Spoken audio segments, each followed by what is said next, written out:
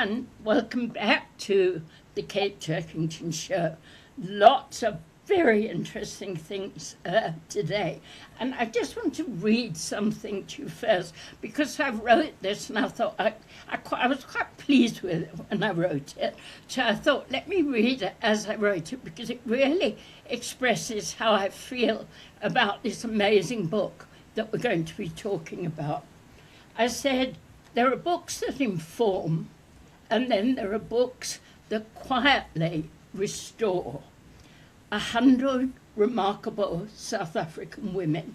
That's the book we're talking about, feels like the latter, because it's a gathering of voices, some familiar, many forgotten, some you won't even have heard of. And I found myself wondering, as I turned the pages, how many of these women have been waiting to be restored, way, way back in the midst of time. Well, my guest, Professor Lizette Rabe, has brought these women to us. And she's brought them across circumstance, across time, into something that is both history, but it's also conversation. Let me show you a picture of the book. 100 remarkable, and we're going to talk about the word remarkable too, 100 remarkable South African women. So, you're a pretty remarkable South African woman yourself, Lizette, but we'll come to that, You're Professor of Journalism at the University of Stellenbosch. You've got a list of degrees and credits and honours that I would use all our set space and time up if I quoted them, so I won't. Anyway, this is her book, 100 Remarkable Women, and she takes us right from Eve's footsteps. You remember Lee Berger's book about Eve and how they found those footsteps in the Western Cape. So she takes us right from that time, through decades and decades and centuries, through Lady Anne Barnard, through Sarah Baartman, Olive Schreiner, names we know, to Miriam Makeba. I once was on a TV show with Miriam Makeba, that's another story. Pretty Yende, the opera singer, and of course, our very own Tyler. Now, welcome, Lizette. It's a long introduction, but I wanted to really set the scene for our chat. Now, I have a feeling, and maybe you can reinforce this, that this book has been brewing, mixed metaphor, but it has been brewing for many, many years. So what I want to ask you is, when did you decide to do it? And when did you sort of come to the realization, why me? Why should I do it? I think once you've touched the book, you'll know that it has been long in the coming. It's not something that you dream up overnight, oh, I want to write a book on these remarkable women. So it's been there all along, I just didn't have the time to write it. I'm a born feminist. I've got 5 brothers, so that explains everything. Otherwise, I wouldn't have survived if I'm not if I wasn't a feminist. So my 5 brothers really had a hard time. But anyway, so this was a book, and I was in a girls' school, a girls' high school. So I really knew what it took to be a pioneer woman in a man's world, in a world that is really infused with systemic sexism, and how these women all stood up for themselves. So it came a long way, but because I was head of department, etc., there was just not enough time in every 24 hours, besides the ordinary research, to also do this type of research. So I decided the first project that I'm going to tackle after official retirement would be this book. And I also knew I shouldn't be greedy with time. I had to give every woman her own voice. I had to do research layer for layer for layer. And that's why certain chapters are just very short and others are longer. But these women called, it sounds over dramatic, but these women called out to me ever since I knew there are women that we just don't know anything about because we live in a man's world. And as much as I love men, there's no discussion about it. We still live in a man's world. We still have to really make sure women don't get the shorter end of whatever it is, whether it's promotion.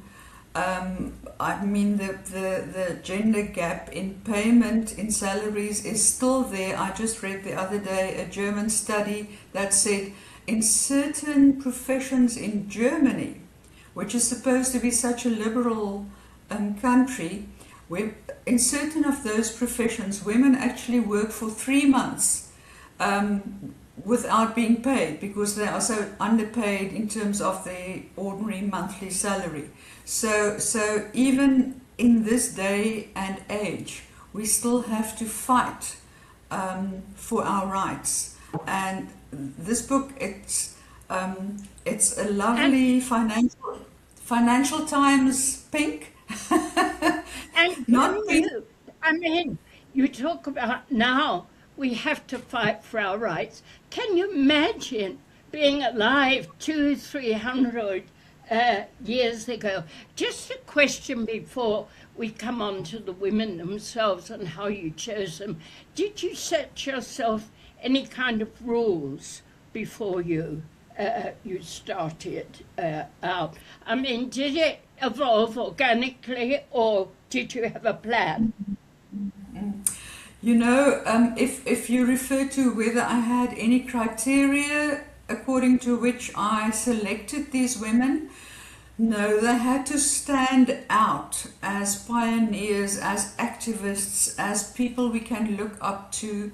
And if they met those criteria, they would be in the book. But then in the same voice, I would have to mention that for each and every one of these 101 women, there are a legion of other women that could easily also be in this book, because there are so many women, and I know what hard choice it was to leave out some of those women who are also my heroes, who are also my the people I look up to, and I had to leave them out with a very sore heart, but otherwise it would have been an unpublishable book.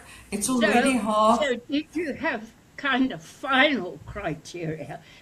Did you have a short list and then like Miss World and a second princess or whatever, to use another metaphor? So how did you narrow down to these particular 100 women? Or just being another champion at an Olympic Games, etc. In the end, it was the women who really spoke to me, and whom I really thought maybe these women will also speak to a new generation. And if I say a new generation, I don't mean just women. This book is also for men, maybe especially for men, so that men can understand our wonderful Constitution is not just words on paper. Equality means equality. Equal rights mean equal rights. And we should be treated according to our constitution, and not as objects. You know, there's a famous Dutch feminist researcher who coined the word the male gaze. Those women you write about, as you say, even today, they had no equal rights. They had nothing. Tell us, for example, one of your early ones, and I love her story, and you give quite a lot of time to it, and her daughter, Krotoa. Is that how you pronounce it? Krotoa. Krotoa. Tell us about her. Yeah. Yeah. You know, she was actually a pawn in the clash of cultures at the Cape. In the end, she was not any more acceptable to her own people, and to the settlers, the Westerners, she was also not acceptable.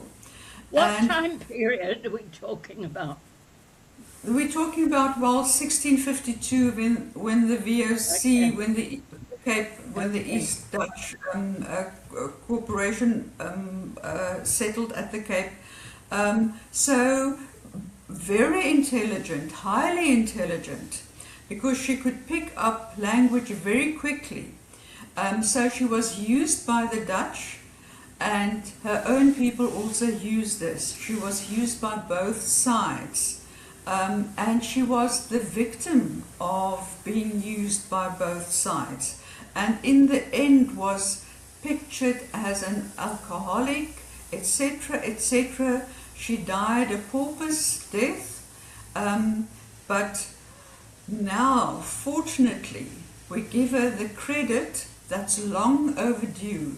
On our campus at Stellenbosch, one of the social sciences buildings is named after her, the Krotoa building, which is wonderful, and which is even more wonderful how that name is taken back, because one of the female students in our honors journalism class has the name of Krotoa. So that to me is, you know, I just feel so liberated when I hear a young woman with the name of Krotoa. So she acted as an interpreter for the Dutch to her own. Were her people the Khoisan? Or were they? Who were the tribe of the Khoi people at the time at the Cape. Because so they were nomadic. She acted as an interpreter between the Dutch and her own people, and she also spoke Portuguese, I believe. And she picked up languages, yes. And then, you know, just when she went back to her own people, she put on her own tribal clothes, and that was not acceptable to the Dutch, because now she is, you know, going back to her evil ways, etc., etc. And fortunately, she had such a strong personality that she could survive that. Her Western name was Eve, because she was the first local person to be baptized in a Western church, and therefore the Dutch gave her the name Eve. So it's Krotoa stroke Eve, but of course she is Krotoa. She's and Eve is poor lady. She was in a way, she was neither Arthur nor Martha. She was neither Krotoa nor Eve, because, as you say, in fact, she was in a no-win situation, because when she was with the Dutch, you know, from what you write about, her own people thought she was betraying them. When she was with her own people, as you said, the Dutch thought she was going back to her evil ways. You know, a remarkable woman. Now, as you researched, and obviously mega effort, as you researched all this, Lizette, did you find one thing led to another? I mean, were there sort of electric light bulb moments when you were concentrating on somebody and some other woman suddenly came into view? Or put it another way, could you establish a pattern? Although that's a different question, a pattern between these women. Answer me the first question first. Was there a kind of light bulb moment when you could see quite remarkable connections? Well, you know, to start off with, of course, I knew there were women that had to be in this book, which we all know of. Yeah. But then there were the discoveries. And in fact, I see the book as a coming together of my journalistic writing abilities and my academic research abilities. Because I wanted it to be accessible, to be readable, not, you know, in academic English, but in everyday English, but with substance, with the references. So there are 25 pages with the references in small print.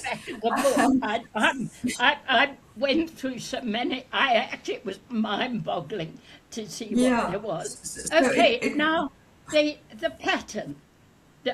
I think, of course, there's a pattern. But what was the pattern that showed itself most to you between all these women?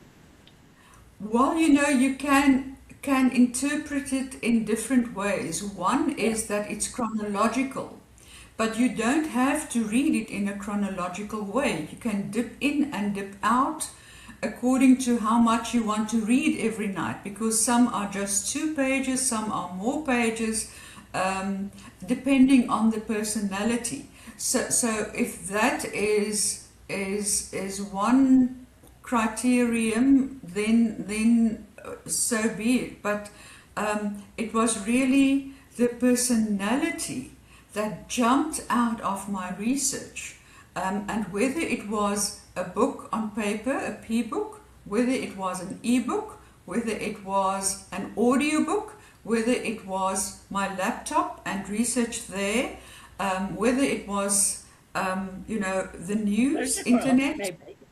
It was I as a researcher, I used every single source I could lay my hands on, and that led me into rabbit holes, and then I discovered someone else, and I had to put her on the back burner first because I didn't want to confuse myself, because I also have to add there was some confusion, especially with the older personalities, where the researchers got confused with, say, Angela van Bengale and then Anna van Bengale. And I could see where they got simply confused with the Anna and the Angela. And I had to work it out myself. No, they're actually speaking about Angela and not Anna. So I didn't want to fall into the same trap, so I finished as I went along, and yes, of course, added on again, as a journalist does, but I didn't want to confuse myself in the end. No, or your readers. Was there one particular woman that you formed some kind of emotional attachment to? I think the cop-out, easy answer to that one is to say with each and every one, I could establish some kind of rapport, some kind of relationship. As a woman, also as a woman who had to fight my way open. As I said, I have 5 brothers, in a male world, in a male business. The media world is still very much male. I just saw the results of the latest So so-called. you felt affinity. This was Yeah, yeah. your affinity, I basically, had, with yeah, all of I had them. to So fight you don't wherever. have one particular favourite. No, no, there's no one Okay, now particular I'm going one. to follow that up because I just thought of it, and I'm going to make you answer. You'll probably have to think if you could invite three of those women to supper with you, who would it be? Come on, you've got to answer, and you may sleep on it and think differently tomorrow. But off the top of your head, who would you invite? Yeah, off the top of my head, and that doesn't mean that they are my And don't favorites. overthink it. Don't overthink it. Yeah, no, Top no, of your head. just uh, off the top of my head, it would be Couture, it would be Nadine Gordimer, and someone that's a modern day hero, Babita Diukaran, who died as a whistleblower, and why she decided to be a whistleblower, realizing that her life is in danger. She only has one daughter to look after. She's a single mother. She had protection for some time, and then suddenly no more protection. And after she dropped off her daughter at school, she was shot in her own driveway. Probably those three, because I think that would make such interesting conversation. And so there were times, as I say, I didn't let, and you're probably, as you go to bed tonight, you'll be lying there thinking, damn, I should really have said so and so, so and so. That's why I Oh, didn't give you I will, time. I will. No, All I of deliberately didn't give you time to think about it. So when you were writing, I mean, there's so many, I mean, 100 remarkable women. Did you feel this is also being a bit woo-woo and sentimental? Did you feel sometimes they were sitting beside you, helping you or guiding you or talking to yeah. you? Well, as I've said, I think they were calling to me from all those years back. Um, and I do have a relation with them. I can feel them. I feel they are here. If you just look at the faces on the cover, um, and they are representative of so many different um, fields, whether it's literature, whether it's activism, whether it's church activism, whether it's Food. an You have a cook. environmentalist. I mean, Well, you have I've a got cook. three cooks. I've got three cooks in the book, Yes. and there were, Let me if you just count, because I'm not a cook.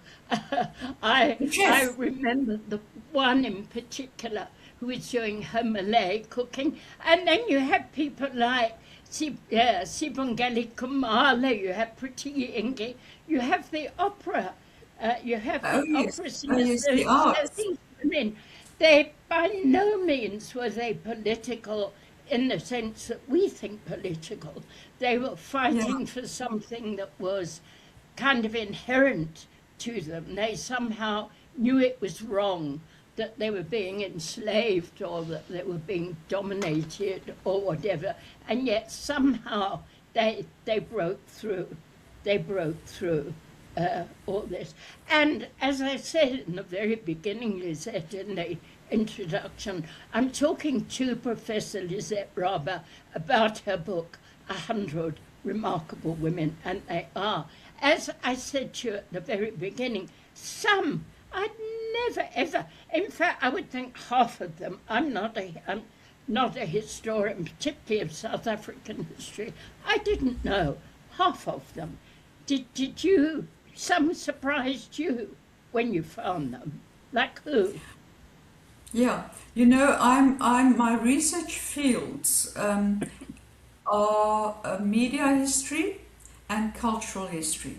That's the two fields in which I specialize as a researcher, as an academic. I did my master's in media history. I did my PhD in cultural history. So it was a coming together of all those interests and then also being a feminist, of course, to gather these women together in all their different fields as artists. Irma Stern, and you know, they are my icons since I can remember. Elsa Joubert, the author who wrote one of the 100 best books in Africa in the previous century with the Poppy Nongena book. And she was also in the same girls' school as I were. So she was my writing icon since I was at the time it was called Standard 6, now it's Grade 8. And she was the one I looked up to. And I, of course, I had to include her. Of course. She's such a wonderful person also. I got to know her, and what a privilege. And some others too. Absolute privileges. What do you think, another kind of very offbeat question I've just thought of, what do you think these women would say to you now if they knew you had celebrated them in a book as remarkable women? What do you think their response would be? Well, I hope they would be grateful to be recognized at last for the role they played in forming a South Africa in which we can live today, and still forming, still with those that are still alive, like clay, forming a new world in South Africa. So I hope I've done them.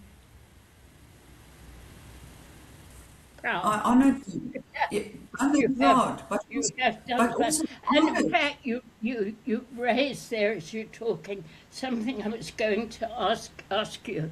What do these stories tell us about South Africa, past, present, maybe, and future? That's an enormous question, but again, is there some thread? What can they tell us? What can be told from those stories? What can we learn?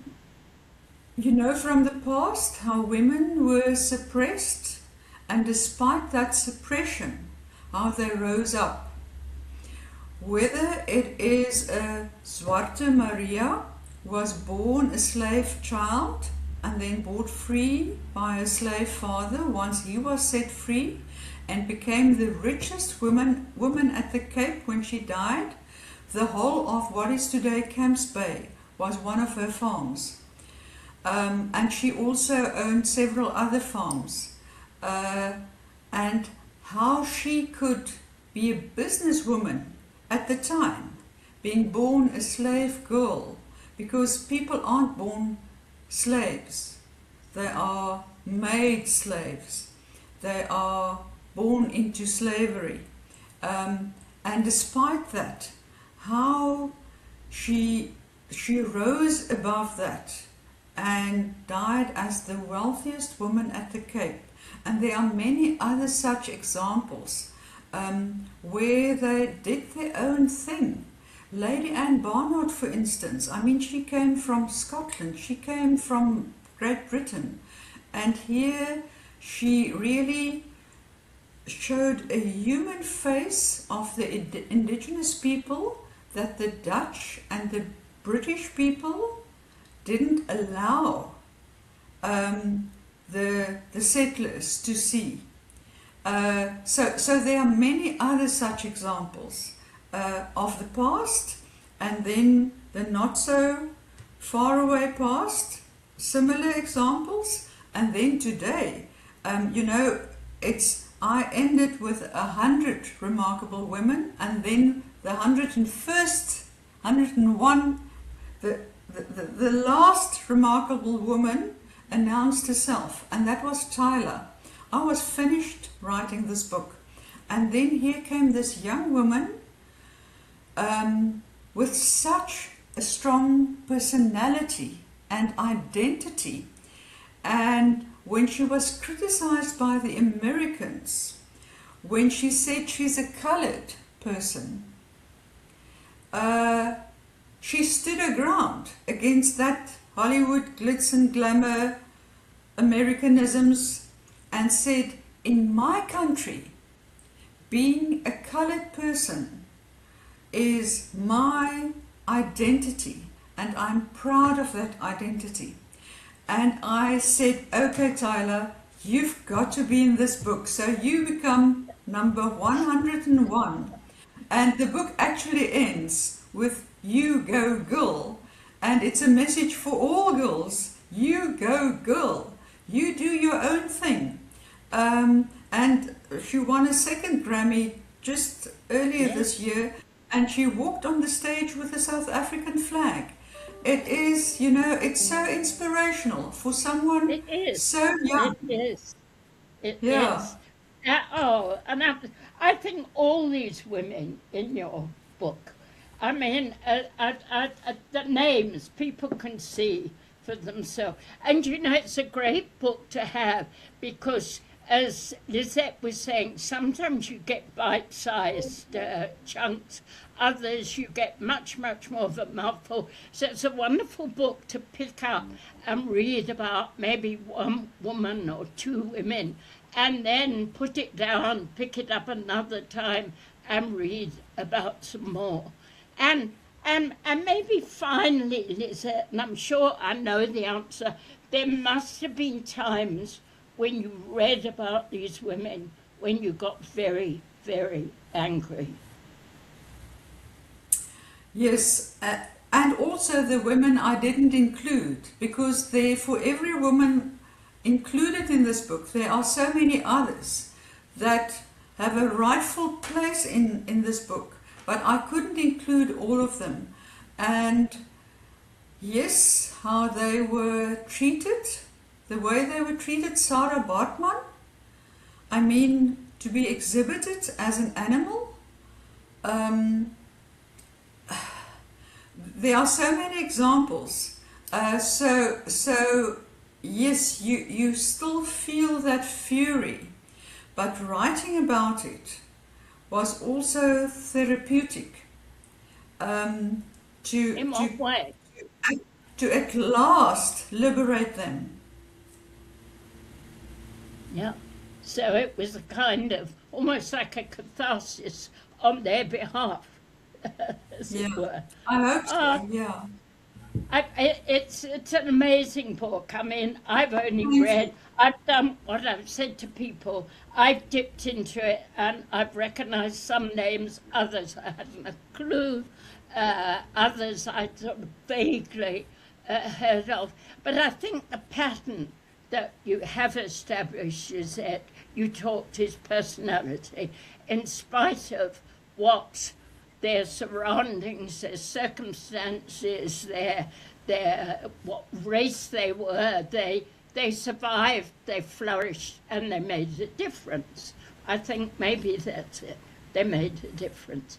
Thanks so much for... We should carry on making that difference. Thank you. Thank you for your wonderful work. Of course. Thank you. And all of you, normally, somehow we bring travel into it, but today we have been traveling, but we've been traveling in time. So we've gone right back to prehistory with the footprints of Eve in the book. We've come right up to Grammy Award winner Tyler today. Anyway, if you're traveling, travel safely, look after yourself, and of course, look after others too.